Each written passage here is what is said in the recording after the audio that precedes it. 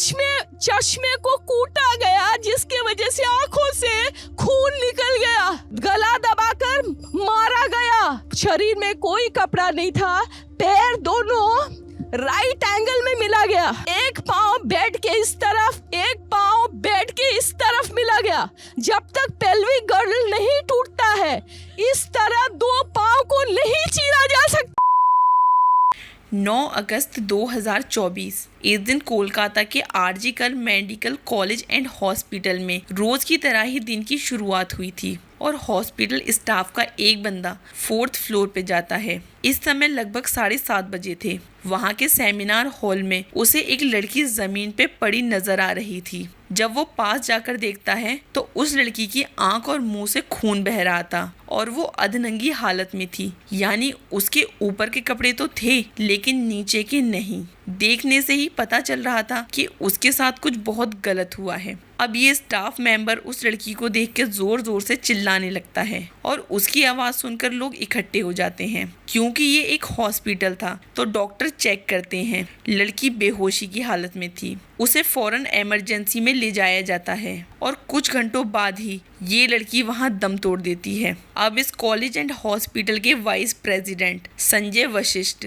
10:53 पर इस लड़की की फैमिली को कॉल करके बताते हैं कि आपकी बेटी ने सुसाइड कर ली है, उसकी मौत हो चुकी है। ये सुन के लड़की के माता पिता को यकीन नहीं होता कि उनकी बेटी ऐसा कुछ कर सकती है, क्योंकि पिछली रात तो सब कुछ ठीक ही था। और जैसा कि मैंने आपको बताया कि लड़की अधनंगी थी, उसकी आंख और मुंह से खून बह रहा था। इससे साफ होता है कि ये एक मर्डर केस था। कुछ ही घंटों में ये वारदात हुई थी और कुछ ही घंटे में आरोपी पकड़ा भी जाता है। आखिर कैसे? तो बात है 8 अगस्त 2024 की। इस दिन RG medical college and hospital में जूनियर डॉक्टर निर्भया अपनी नाइट ड्यूटी कर रही थी। मैं आपको बता दूं कि निर्भया इस लड़की का रियल नेम नहीं है, सरकार द्वारा दिया गया नाम है, क्योंकि पीड़िता की पहचान को गुप्त बनाए रखने के लिए। तो डॉक्टर निर्भया की ड्यूटी रात को 9 बजे शुरू हुई थी। वो अपनी ड्यूटी कर रही थी और लगभग 11 बजे उन्हें उनकी माँ का कॉल आता है और माँ पूछती है कि तुमने अभी तक खाना खाया या नहीं। तो डॉक्टर निर्भया बोलती है कि अभी वो राउंड पर है, इसके बाद ही वो खाना खाएगी। क्योंकि पेशेंट कम थे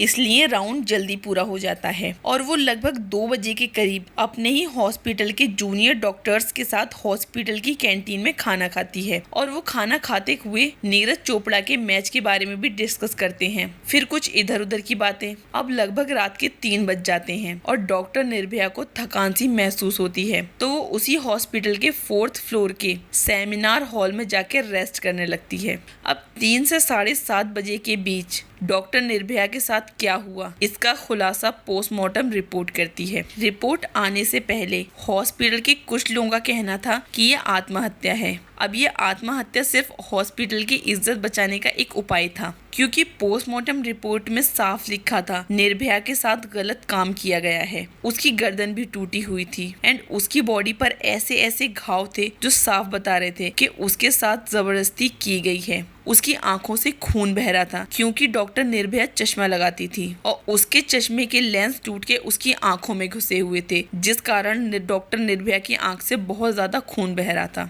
अब पुलिस इन्वेस्टिगेशन करती है तो क्राइम सीन पे पुलिस को निर्भया नाखून के सैंपल, ब्लड सैंपल मिलते हैं। इसके साथ ही उस जगह पर एक ब्लूटूथ हेडफोन भी मिलता है। इन सभी चीजों को कस्टडी में लेने के बाद पुलिस सीसीटीवी फुटेज चेक करती है, लेकिन अनफॉर्चुनेटली जहाँ सेमिनार हॉल था वहाँ कोई भी सीसीटीवी नहीं था। लेकिन हॉल के रास्ते में जो सीसीटीवी था, फिर पुलिस उसे चेक करती है और वहाँ 3 बजे से 7:30 बजे तक कौन आया कौन गया सब चेक किया जाता है। तो पुलिस को इस बीच आने जाने वाले 6 लोग मिलते हैं। अब पुलिस इन 6 लोगों से पूछताछ करती है, इन लोगों के फोन को भी जब्त कर लेती है। अब इन सारे मोबाइल को उस ब्लूटूथ से कनेक्ट करके देखा जाता है तो एक मोबाइल ऑटोमेटिक उस ब्लूटूथ हेडफोन से कनेक्ट हो जाता है और ये मोबाइल होता है संजय रॉय का। अब पुलिस संजय रॉय से सख्ती से पूछताछ करती है। वह कुछ भी नहीं बोलता, शांत रहता है। फिर संजय का अल्कोहल टेस्ट किया जाता है तो पता चलता है कि उसने बहुत क्वांटिटी में अल्कोहल कंज्यूम कर रखा है। पुलिस पूछती है क्या तुमने ही निर्भया के साथ गलत काम किया है, मर्डर किया है? तो वो एक्सेप्ट कर लेता है कि हाँ उसने ही सब कुछ किया है। आखिर संजय रॉय था कौन और उसने ऐसा क्यों किया? संजय रॉय एक सिविक वॉलंटियर था। सिविक वॉलंटियर यानी जो आदमी पुलिस की जैसी सर्विस देते हैं, लेकिन उन्हें गवर्नमेंट की तरफ से कोई फैसिलिटी नहीं मिलती, जैसे सैलरी, पेंशन एंड ऑल। ये अपनी मर्जी से सोशल वर्क किया करता था, और क्योंकि ऐसे लोग समाज सेवक होते हैं, इसीलिए इन्हें कहीं भी आसानी से एंट्री मिल जाती है। अब पुलिस संजय का मोबाइल चेक करती है तो उसे 80% पोर्नोग्राफी कॉन्टेक्ट ही मिलते हैं। पुलिस समझ जाती है कि इस बंदे को किस चीज की लत है। पुलिस संजय के घर भी तलाशी लेने जाती है तो वहाँ उनको एक शूज मिलता है जिस पर खून के धब्बे होते हैं। अब वो खून के सैंपल को भी कलेक्ट कर लेते हैं और घर के आसपास भी तलाशी लेने लगते हैं तो घर के बाहर एक कपड़ा सूखने को डाला होता है, और ये कपड़ा होता है संजय रॉय की टी शर्ट, जो संजय रॉय ने उस रात पहनी थी, जो सीसीटीवी में भी कैप्चर हुई थी। इससे साफ पता चल रहा था कि संजय रॉय ने सबूत मिटाने की कोशिश की है। शूज पर मिले खून के धब्बे भी निर्भया के ब्लड सैंपल से मैच हो जाते हैं। अब साफ था कि संजय ही आरोपी है। संजय 8 अगस्त को